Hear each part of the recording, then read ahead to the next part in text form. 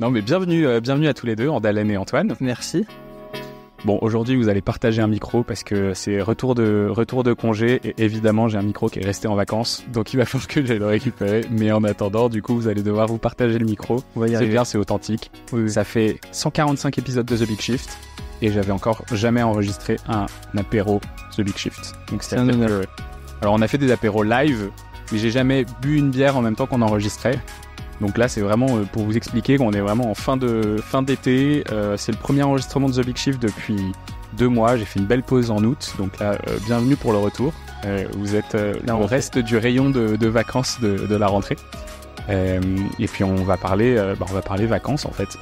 Cet épisode pour la rentrée, comme ça, septembre ne sera pas trop dur pour ceux qui seront venus. Et je vous laisse vous présenter et nous dire ce que vous faites, comme ça vous le ferez mieux que moi, parce que votre compte Instagram doit se retrouver quelque part. Alors, donc nous c'est écologie avec un H après le C. Donc il y en a certains qui disent échologie quand ils connaissent pas, mais donc ça se dit écologie. Et c'est on fait référence au mot éco. Donc pour dire qu'en gros on fait de l'écologie, c'est notre mode de vie qui est le plus possible écologique. Et on essaye d'en parler pour embarquer un maximum de monde dans l'aventure et montrer que ça se fait bien et qu'on est heureux comme ça. Et donc moi c'est Antoine. Et moi c'est Andalen. Et donc on est en sortie d'école d'agro et voilà, on aime bien le sport, la nature et les vacances. Donc on essaye d'en faire un maximum. Ok, et c'est ça que vous essayez de montrer, c'est un mode de vie que vous essayez de montrer sur les réseaux sociaux du coup. On essaye de montrer un mode de vie et surtout un mode de voyage et un mode de découverte. Ouais. Comment vous vous êtes mis dans cette posture-là où vous vous êtes dit il faut qu'on partage ce truc? Mais ça doit faire 2 ans et demi qu'on a créé donc ce compte Instagram. Et donc on avait commencé à faire des week-ends vélo, des week-ends montagne, etc. Et de façon un peu décalée dans le sens où on y allait en stop ou alors on a acheté notre matériel d'occasion, etc. Et nos proches nous posent des questions tant sur la démarche, tant sur où est-ce que vous avez eu cette idée, qu'est-ce que vous faites depuis Paris, vous êtes jamais là le week-end. Et donc du coup on a envie de le partager sur les réseaux sociaux. Du coup Instagram à la base. Et maintenant on essaie de lancer LinkedIn aussi. Ok, via vos comptes perso du coup? On a créé un compte écologie, mais on en parle sur nos comptes perso aussi. C'est plus facile pour toucher du monde sur les comptes perso. Ouais, et c'est venu assez crescendo, c'est-à-dire qu'au début on a vraiment démarré avec très peu de monde et juste ceux qu'on connaissait, en fait c'était les amis principalement. Et petit à petit du coup ça a pris, mais c'était pas forcément ce qu'on cherchait au début. Et maintenant du coup on s'est prêté au jeu forcément et donc on essaye d'augmenter l'impact en gros. Trop stylé. On s'est rencontrés à Change Now l'année dernière, je sais même plus quand c'était cette année en fait. Ouais, en début d'année, ouais. Donc et vous vous apprêtiez à ce moment-là à commencer un énorme voyage vers le sud de l'Espagne, tout à vélo. Vous avez plein d'histoires, c'est ça qu'on va raconter dans cet épisode, c'est qu'en fait vous avez un tas d'histoires, vous avez fait des milliers de kilomètres à vélo, à chaque fois avec des objectifs que les gens peut-être se disent que c'est un peu peut-être marginal ou qu'ils vont pas comprendre pourquoi vous le faites, mais j'ai trouvé ça hyper inspirant. Est-ce que vous le faites, ces trucs-là, vous les faites plus par plaisir, plus par défi, plus... on va en parler, les gens ne vont pas forcément comprendre quand je dis ça tout de suite, mais... Ouais. Ouais, en effet, on fait des milliers de kilomètres à vélo, on en fait aussi à pied, on en fait aussi en kayak, on en fait aussi à la nage. Ouais, kayak à voile, enfin on fait pas... Comme on essaye bientôt le ski. On essaye de varier les plaisirs. Mais alors, est-ce qu'on fait ça par défi un petit peu? Alors, ça dépend. On a plusieurs types de voyages. Il y a des voyages vraiment qui vont être pur plaisir, découverte et sans trop de contraintes. Donc, avec peu de kilomètres par jour ou voilà, des proches. Ça peut être vraiment sur un week-end, sur une journée. Et après, il y a aussi, des fois, on aime se lancer des défis plus d'un point de vue sportif. Même si ça s'allie avec le plaisir, la découverte et plein d'autres avantages. Mais donc voilà, on essaye de faire les deux. Et oui, quand on s'est rencontrés, c'était juste avant notre départ en Espagne. Et là, pour le coup, c'était un défi sportif, mais qui alliait de la découverte. Ok, c'est quoi votre expérience, votre aventure qui vous a le plus marqué jusqu'à maintenant avec écologie, ou même avant que vous commenciez à le partager sur les réseaux sociaux? Moi, je vais parler d'une aventure que j'ai réalisée en partie toute seule et un petit peu à un bout avec Antoine. Mais du coup, c'était ma plus grande aventure. Là, je viens juste de rentrer, donc il y a à peine une semaine. Donc, j'ai fait la traversée des Pyrénées, donc en quasi autonomie, en bivouac, avec la gestion des lyophilisés et la gestion de l'itinéraire. Voilà, c'est ça. À pied. Donc, quand tu dis traverser les Pyrénées, on parle est-ouest ou on parle nord-sud? Parce qu'il y en a une qui est quand même vachement plus simple que l'autre. C'est ça. Mais du coup, de la Méditerranée à l'océan. Ouais. Et voilà, je dirais que c'est l'aventure qui m'a plus marquée déjà par la durée de l'aventure. C'est 27 jours de marche. Et le fait d'être en haute montagne, c'est quand même une gestion du risque à prendre en compte. Et c'était beaucoup de préparation. Et après, beaucoup d'émotions sur le moment. Et toi, tu as un job à plein temps quand même à côté de ça. Quand on t'entend dire cet été, j'ai pris 27 jours pour aller marcher dans les Pyrénées. Je pense que, en fait, ce qui est intéressant aussi dans cet épisode, c'est que les gens puissent se dire, tu vois, je pense qu'il y a beaucoup de gens qui sont très curieux de la transition écologique, mais qui se disent, je sais pas par quel bout commencer, par quel bout partir, quoi faire pendant mes vacances d'été ou ce genre de choses. J'ai l'impression que tu as quand même quelque chose à apporter sur, toi, c'est vrai que tu as un job à plein temps, tu as quand même tout ça à côté et tu arrives à trouver le temps pour des aventures écologiques qui sont quand même assez intenses, quoi. C'est quoi ton secret, en fait, là-dessus? On va pas se mentir, c'est énormément de temps et d'énergie de faire des aventures sportives exigeantes quand on a un travail à plein temps qui est aussi exigeant. Mais on peut aussi faire des aventures qui nous demandent pas énormément d'organisation. Mais là, pour le coup, la traversée des Pyrénées par la HRP, donc la Haute Route des Pyrénées, ça m'a pris quelques soirées de préparation en juin, juillet. Et puis après, j'ai posé tous mes congés payés d'un coup. Bon, j'ai un métier qui me permet de faire ça parce que notre activité est très faible au mois d'août. Donc du coup, tout le mois d'août, voilà, j'étais en congé. Et je suis partie du premier jour de mes congés jusqu'au dernier pratiquement. Donc voilà, donc mes vacances d'été, c'était juste l'aller en train et le retour à pied. Donc l'impact, ça doit surtout être sur le matériel et les repas. Donc vacances estivales à très faible impact. Je lance le défi de la personne qui fait des vacances d'été en 27 jours, plus faible impact écologique que moi. Ouais, donc c'est quand même par défi, en vrai. Mais il y a une part de défi dans une bonne partie de nos aventures, oui. Ouais. Donc du coup, objectif quand même avoir un très faible impact. Est-ce que vous avez d'autres aventures là que vous aviez fait récemment qui essayent de rentrer aussi dans cette logique-là? À chaque fois, vous vous dites, ok, est-ce que vous calculez d'ailleurs votre impact quand vous partez en vous disant il faut que ce soit moins de temps ou pas du tout? Ouais. Alors, maintenant, depuis peu, on calcule l'impact avec Lowtrip. C'est un logiciel, enfin un site où en fait on peut calculer les voyages, enfin l'impact du voyage, mais en intermodal et interpays. Donc c'est assez pratique et pour l'instant c'est les seuls à le faire et c'est gratuit. Donc franchement j'invite un maximum de monde à le faire parce que c'est hyper facile en 3 clics. C'est comme Google Maps mais sauf que tu as l'impact avec. Donc ça c'est vraiment cool et on le fait de plus en plus du coup et on se donne pas d'objectif de carbone mais en fait on va dire qu'on s'est habitué à désirer quelque chose d'écologique, un voyage écologique. C'est-à-dire qu'on n'a plus tellement envie de prendre l'avion. C'est pas une frustration, mais au contraire, on se donne des défis. On a envie de partir à l'aventure de façon écologique, mais c'est une envie de base. Donc en fait, ça devient plus une contrainte. Donc on le calcule juste pour pouvoir en parler. Mais sinon, nous, quand on a l'idée, en fait, maintenant, on a envie de partir de façon écologique. Est-ce que vous avez réussi à conscientiser le pourquoi est-ce que maintenant vous avez plus envie du voyage traditionnel entre guillemets et pourquoi est-ce que vous arrivez à avoir envie d'un voyage écologique? Est-ce que c'est l'écologie qui vous donne envie ou est-ce que c'est le type du voyage que vous promouvez grâce à l'écologie qui est enviable? Je sais pas si c'est très compréhensible, mais aussi je comprends. Qu'est-ce qui fait que vous avez réussi à vous dire en fait c'est ça qu'on a envie de faire? Je pense qu'il y a plein de raisons. Alors c'est pas forcément par rejet de l'avion. d'un point de vue juste envie. Hein. Je parle pas du carbone où là, pour le coup, on n'aurait plus envie de prendre l'avion. Mais d'un point de vue envie, c'est pas forcément par rejet de l'avion, mais c'est le fait de reprendre conscience du voyage et donc de se dire que, en fait, à quoi bon aller à l'autre bout du monde pour 2 semaines?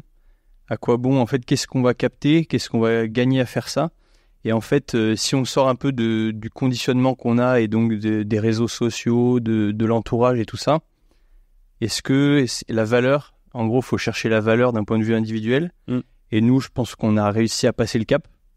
Par exemple, on mange plus de viande non plus, enfin, ou un minimum de viande. Et ça, pour le coup, c'est encore un peu une frustration pour nous. Mais on arrive, du coup, c'est plus une barrière, c'est une contrainte. Ouais. Le voyage, on a réussi à passer le cap en trouvant des nouveaux moyens de voyager qui sont écologiques et qui, en fait, nous apportent tout autant de satisfaction que les versions de nos parents de prendre l'avion et de voyager peu de temps à l'autre bout du monde. Et donc, en fait, on a trouvé du plaisir ailleurs, en fait. C'est sûr. Ouais. Est-ce que tu penses qu'il y a une part quand même de... Est-ce que c'est votre conviction profonde qui fait que du coup, vous avez quand même eu cette envie? En fait, je suis en train de penser à des gens pour qui, justement, qui sont encore à l'étape de la contrainte sur ce voyage-là et qui pourraient se dire, tiens, et qu'est-ce qui me manque pour que l'envie soit suffisante sur du voyage low carbone, low empreinte, tout ce que tu veux, low ressources en eau, l'eau tout, quoi. L'eau tout.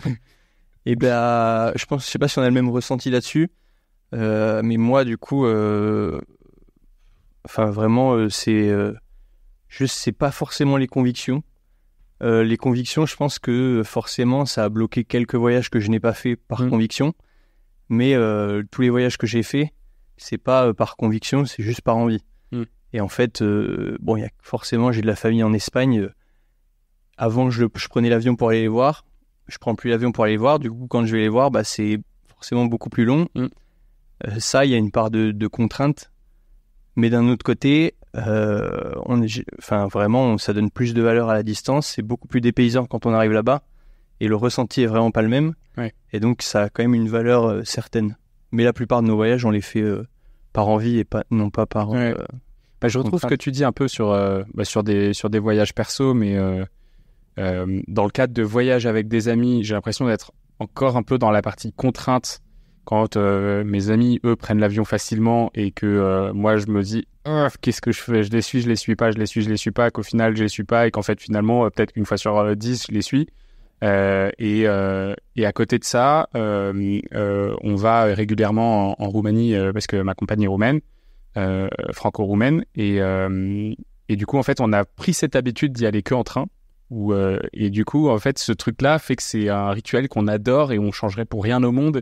Et ce voyage en train de France jusqu'en Roumanie, où on commence à connaître un peu tous les arrêts, tous les changements de paysage, toute la façon dont on change de culture au fur et à mesure qu'on change de pays, on a commencé à tellement l'apprécier qu'en fait, on voudrait surtout plus le changer, quoi.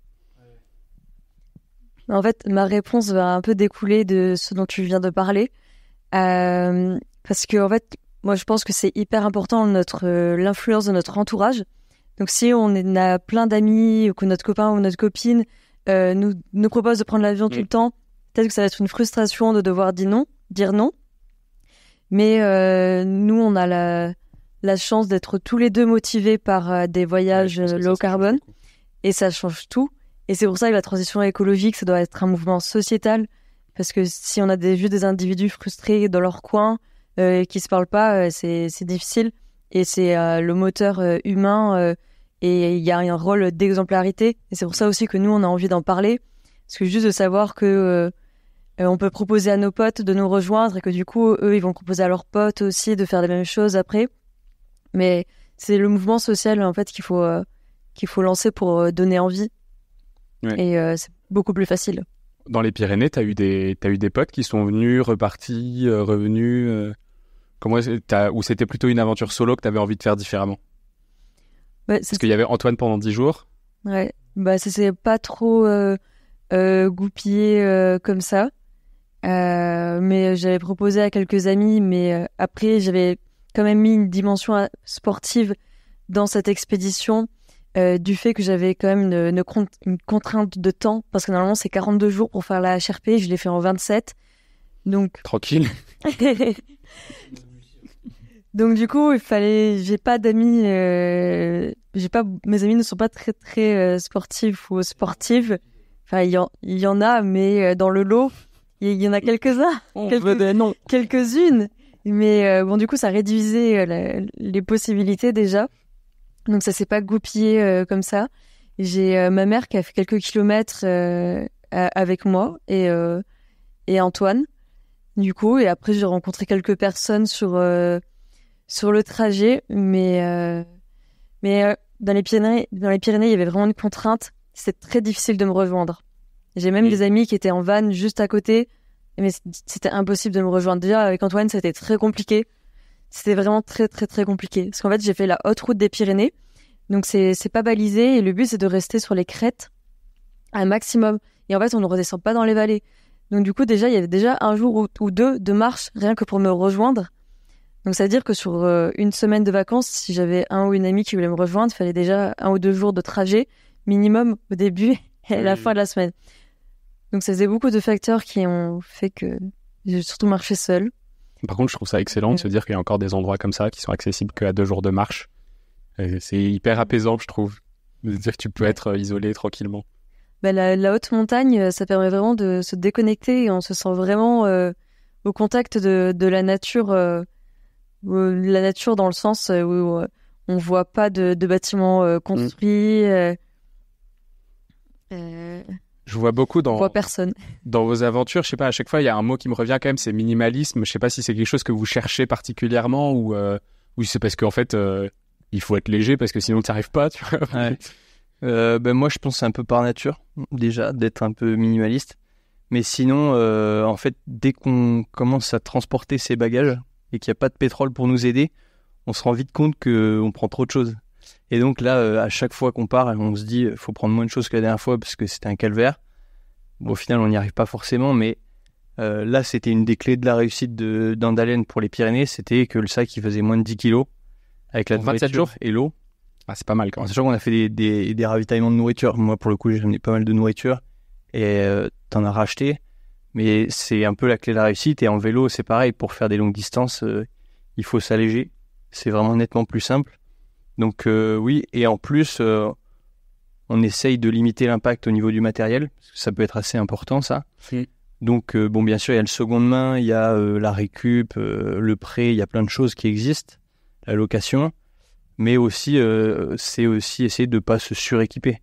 C'est-à-dire qu'un vélo, on va le garder le maximum de temps possible, on va le réparer, même s'il n'est pas au top de la performance. Et pareil, pas avoir trop de matos inutile, quoi. Donc les deux vont bien dans le même sens. Est-ce que vous vous considérez comme des aventuriers ? Je vois que quand on dit on part, on dit expédition. On utilise ce terme. Mais est-ce qu'on se considère comme des aventuriers ? Pas. Ça dépend des expéditions. Là, je considère que les Pyrénées, c'était une aventure. Après, on part aussi, et on le met en avant, c'est qu'aux portes de Paris, on peut partir à l'aventure. Donc, c'est une nouvelle forme, je dirais, d'aventurier. C'est aussi redécouvrir ce qu'on ne connaît pas alors que c'est à 2 pas. Donc oui, on est un peu des micro-aventuriers, je crois que c'est ça le terme. On était d'accord ? La micro-aventure ? Ouais. J'ai eu Amélie Deloffre dans le podcast, qui est aujourd'hui la porte-parole de Parlons Climat, mais qui du coup, dans une vie antérieure, a un peu démocratisé le terme de micro-aventure en France. Je sais pas si vous en avez entendu parler du coup. Bah du coup, elle a bossé un peu avant eux, c'était Chiloé, c'est 2013, je pense, un truc comme ça. Et elle avait commencé en 2011. Voilà, les auditeurs me corrigeront si je dis des conneries, mais en tout cas, dans l'épisode, il me semble qu'on en parle. Donc, allez écouter l'épisode avec Amélie Deloffre et corrigez-moi si j'ai dit n'importe quoi. Est-ce que c'est votre vie rêvée que vous vivez quand vous êtes en aventure, ou est-ce que vous aimez encore jongler entre une vie de travail à plein temps citadin en grande ville et vos aventures du week-end, ou est-ce que en fait vous aimeriez être des Maicornes tous les deux, des Maicornes du climat, parce que mon Maicorne lui il va un peu partout dans le monde, mais on a tous les deux des métiers en lien avec l'écologie, et ça pour nous c'est très important. Donc c'est pas comme si à Paris on bossait chez McKinsey sans penser à l'écologie, et que pendant nos vacances on était dans la nature et à s'organiser pour prendre le train, etc. Donc vous avez pas trop de dissonance quoi pour le moment, c'est ça que tu veux dire? Mais en fait, c'est surtout qu'on a besoin de faire. Pour l'instant, on adore être dans la nature, faire du sport, voyager, etc. Mais on a besoin de plus et de travailler des sujets plus en profondeur et de faire des choses plus concrètes pour l'instant que juste poster des réels sur Instagram de vidéos de montagne.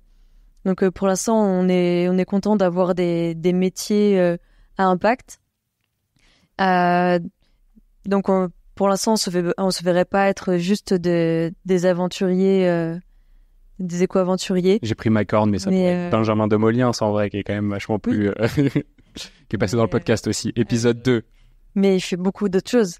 Oui, c'est vrai. Il fait les ateliers, il fait les conférences, la formation.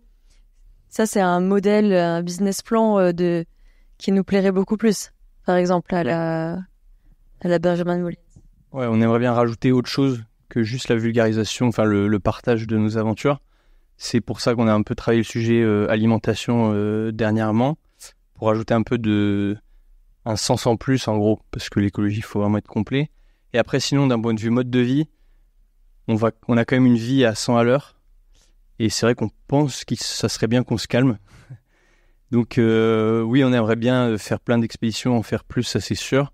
Après, est-ce qu'il faudrait pas... il faut quand même trouver un équilibre. Et aussi, du coup, vu qu'on bouge beaucoup, on a moins d'ancrage local, on est moins proche de notre territoire, ou voilà, de la famille, des amis. Forcément, c'est des choix. Et donc, pourquoi pas, l'équilibre, ce serait plus quand même d'être plus ancré sur un territoire. Donc voilà, ça c'est peut-être ce qui nous manque un peu.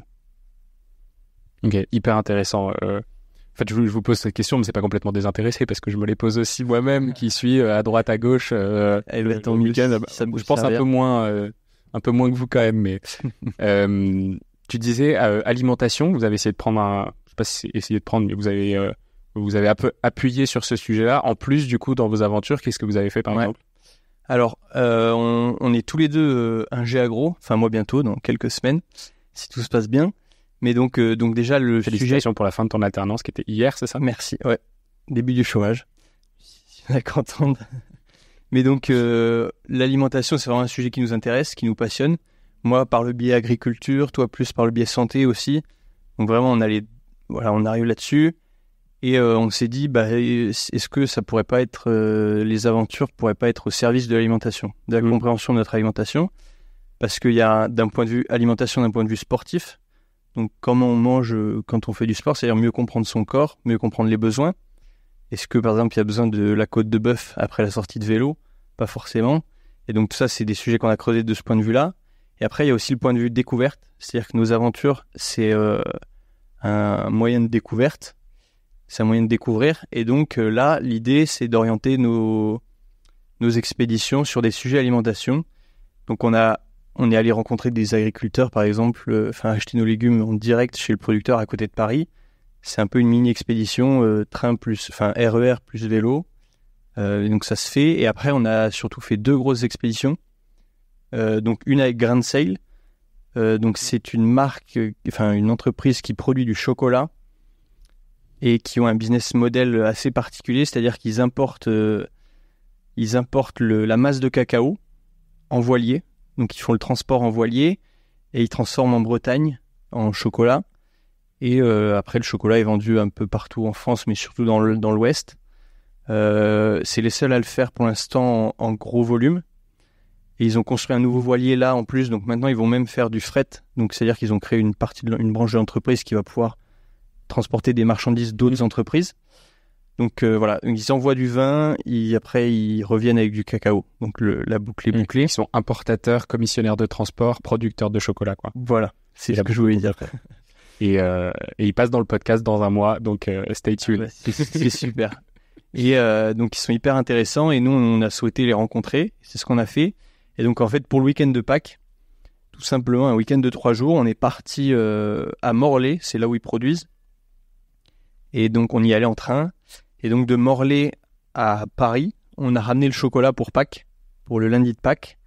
Et donc en fait, donc on est allé là-bas, on a visité l'usine, on les a rencontrés, c'était vraiment hyper intéressant. Et après on a ramené du chocolat sur le porte-bagages. Et on a fait, alors c'était un peu particulier, on a fait un relais pour que ça soit faisable sur 2 jours. Et donc, j'ai commencé avec mon frère par faire une étape de nuit. Donc, on a fait 180 km jusqu'à Saint-Malo de nuit. Et après, on a passé le relais à Andalen, qui a fini le trajet jusqu'à Paris en 1 jour et demi, en gros. Et donc, on a eu notre chocolat, on dit 0 carbone, mais bon, c'est le plus écologique possible, disons. Ok. Chocolat bio. Donc, le travail est fait vraiment de la culture. Parce que c'est ça qui a beaucoup d'impact. Hein. Le transport, c'est que 3% de l'impact.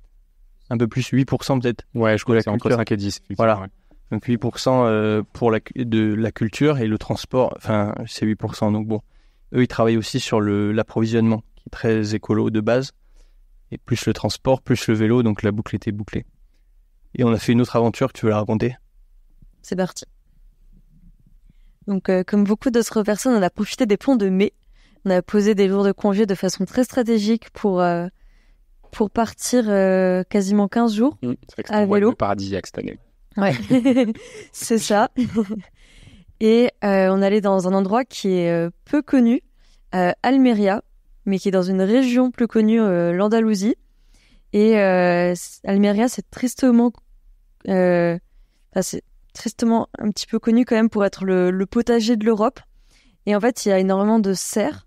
Et c'est de là que viennent la majorité de nos légumes. Et c'est de l'agriculture très, très intensive.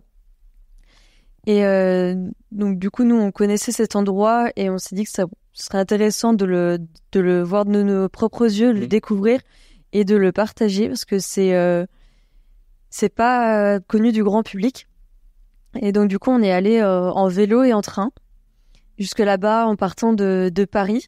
Bon, Antoine a été un petit peu malade, donc on a fait un peu plus de train que prévu. Mais on est arrivé là-bas et en fait, c'est des kilomètres, à perte de vue, des grandes serres en plastique. Et la terre est très érodée là-bas. Ils puisent énormément sur les ressources en eau.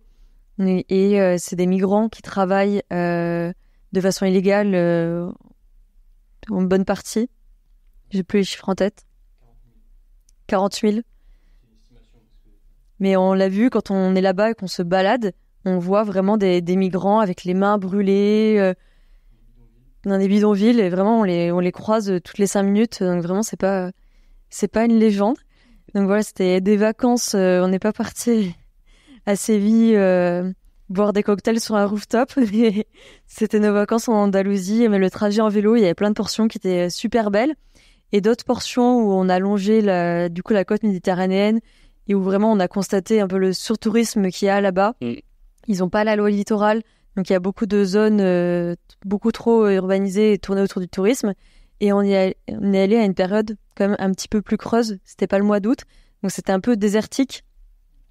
Donc c'était un peu spécial de longer à vélo la côte méditerranéenne jusqu'à Almeria.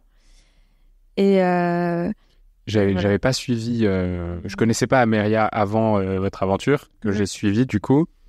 Et j'ai l'impression que vous aviez partagé un truc qui disait qu'on voyait en fait cette tache de serre, on la voit depuis l'espace, c'est un espace blanc en fait, qu'on voit depuis l'espace tellement c'est énorme. Il y a des photos qui ont été prises depuis l'ISS par Thomas Pesquet et en effet donc on le voit de loin et en fait ça fait 3 fois la surface de Paris à peu près. Donc ça donne une idée, c'est en gros entre 30 et 40 000 kilomètres carrés de serre. Et vu que c'est tout blanc, et sur une péninsule, en fait, c'est très visible. Ouais. Et qu'est-ce qu'on pourrait ajouter ? Oui, ça a été... C'est quoi là-bas qu'on cultive ? Vous disiez culture intensive, donc ça veut dire OGM, pesticides... Alors, pas OGM. Pas OGM. Parce qu'en Europe, c'est interdit. Oui, enfin les migrants aussi. Après, ils font le travail sans... Oui, non, mais sans ça, pour le coup, plutôt. c'est très traçable. Okay. C'est hyper traçable, donc ça, il n'y a pas de souci. Enfin, il n'y a pas de souci. Mais par contre, oui, l'impact est énorme sur plusieurs aspects. Donc, d'un point de vue sociologique, c'est des gens qui sont embauchés dans des conditions vraiment pitoyables. Donc, ils dorment dans des bidonvilles. Ils ont une exposition aux produits chimiques qui est énorme. Il fait 40 degrés là-dessous. C'est vraiment horrible.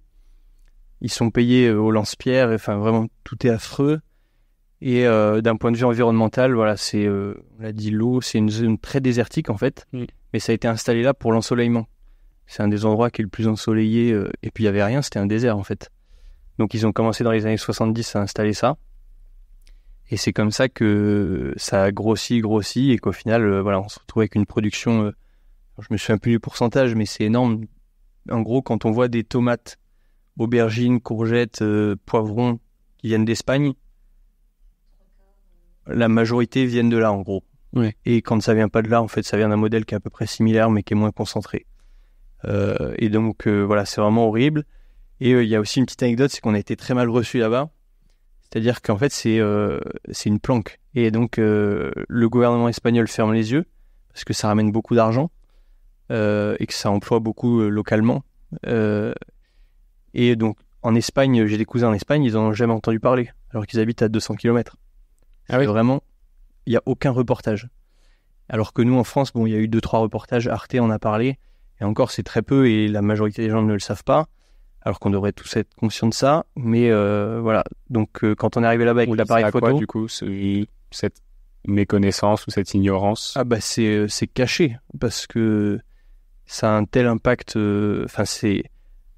déjà pour l'Espagne, économiquement, c'est très intéressant, et ça leur donne du poids aussi diplomatiquement, parce que nous, accessoirement, on est dépendants d'eux. Oui. C'est-à-dire qu'on pourrait pas... si on dit, on passe une loi, on arrête d'acheter en Espagne les légumes, on n'a pas de légumes. On sait pas faire... on pourrait savoir faire, ça y a pas de problème. On a les ressources. Mais je veux dire, on n'a pas assez de production en France. Et donc, on peut pas fermer les frontières là-dessus. Donc, il vaut mieux pas en parler. Ouais. Pour l'instant. Et du coup, votre solution à titre individuel, c'est quoi là aujourd'hui? Alors nous, à titre individuel, on n'achète pas de légumes d'Espagne. On mange que du France, que ce soit les légumes ou autres. Un maximum chez les producteurs. À Paris, il y a plein de marchés, il y a des producteurs, et c'est pareil dans toutes les villes de France. Il faut essayer de faire ça. Et en fait, il faut accepter le fait que le travail, ça a une valeur. L'environnement, ça a une valeur, et donc faut le payer. Donc oui, on paye un peu plus cher, parce que c'est souvent pour ça qu'on achète en Espagne, c'est que c'est moins cher. Mais du coup, on paye pas le salarié, on paye pas les dommages environnementaux, et ainsi de suite. Donc voilà, faut accepter ça et passer le cap, et allouer plus d'argent à son alimentation que ce qu'on fait actuellement en France. Qu'est-ce que vous en avez fait de cette découverte après avec écologie, du coup? Quand vous êtes rendu compte de ça, peut-être que dans vos écoles d'agro, d'ailleurs, c'est peut-être un phénomène qui est un peu plus connu, je sais pas. Même pas? Du coup, avec écologie, donc on fait de la création de contenu, photos et vidéos. Mais du coup, il y a pas mal de gens qui étaient surpris et étonnés de découvrir ce phénomène quand même. Il y a pas mal de gens qui étaient un peu scotchés, un peu l'impression, les retours d'impression qu'on a eu. Et on a eu l'occasion d'en parler aussi par le biais d'écologie lors d'une conférence. Et les gens étaient vraiment un petit peu scotchés et surpris d'apprendre l'existence de ce modèle. Ouais, c'est ça qui est fou, ouais. Parce qu'on se dit qu'en Europe, on est protégé, qu'en Europe, c'est hyper surveillé, et puis on apprend qu'il y a 40 000 migrants. Travail, ça nous paraît lunaire. Ouais, mais c'est vrai que j'ai dû enregistrer 4 ou 5 épisodes sur l'agriculture d'aujourd'hui et l'agriculture française, et effectivement, il y a certains des points qu'on dit, ça sert à rien forcément d'acheter toujours en France, parce que si un produit est mal produit en France, il vaut mieux l'acheter d'ailleurs. Mais on n'a jamais dit dans les épisodes, en revanche, attention à quand vous achetez des produits d'Espagne, alors pas à la bonne saison ou à d'autres saisons, mais c'est vrai qu'on n'a jamais évoqué ça, quoi. Avec écologie, du coup, on a aussi l'opportunité de partager des alternatives pour acheter du France et bio moins cher aussi. Il y a plein de choses. Il y a Benebono, donc c'est des légumes moches, bio et France au même prix que du conventionnel. Il y a La Fourche pour faire des commandes de bio en France. Donc du coup, on partage aussi toutes ces solutions, ou alors tel marché, par exemple les marchés du sud du 14e qui vont être moins chers. Donc voilà. Ça, c'est dans votre territoire en plus. Ouais, dans le 14e. C'est chez nous, notre village. Mais et aussi, on essaye justement d'aller au-delà de juste le constat par l'explication, comme tu dis, du fait que si c'est mal produit en France, ça sert à rien. Et en effet, ça c'est vrai. Donc même si on a parlé de l'Espagne, on a aussi compensé en parlant de la France et en disant que quand on achète local, en fait, ça veut pas dire il y a aucun gage de qualité ou de... Et donc souvent on entend j'achète telle viande mais elle est locale, ou alors mais je connais le producteur. Et en fait, c'est pas vrai. Avant de connaître les pratiques d'un agriculteur, faut déjà bien le connaître.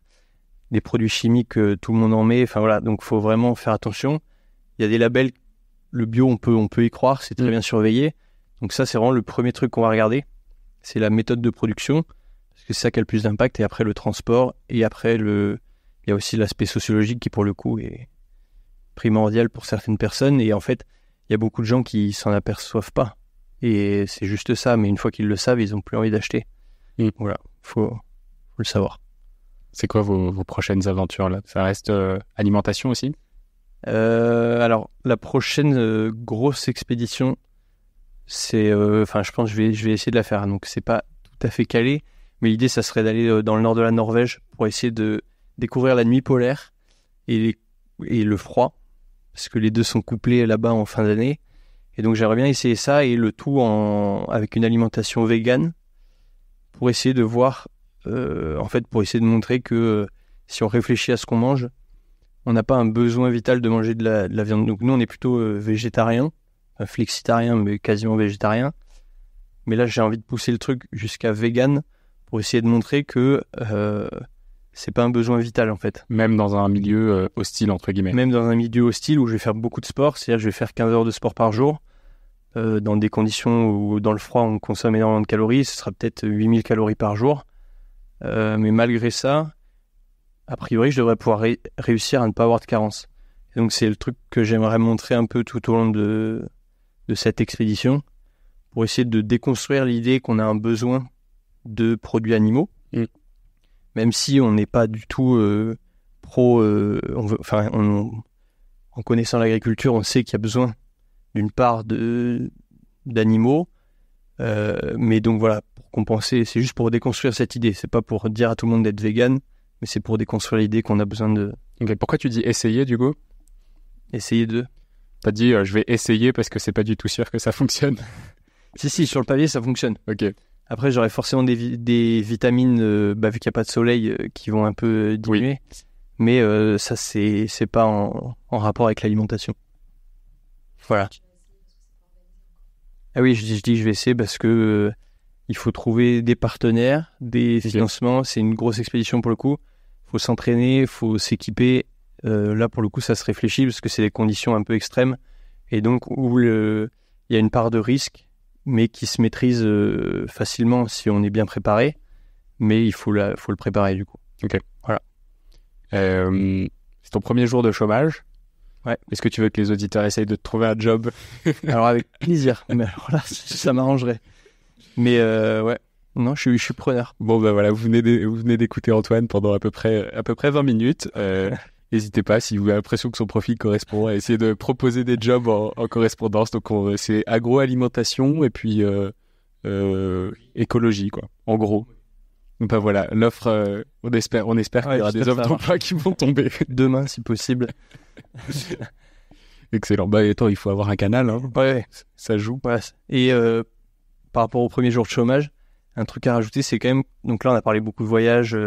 partir à droite à gauche, hyperactivité limite, mais on pense aussi qu'il faut pas hésiter à ralentir, à se poser, à prendre le temps et retrouver un peu la notion du temps.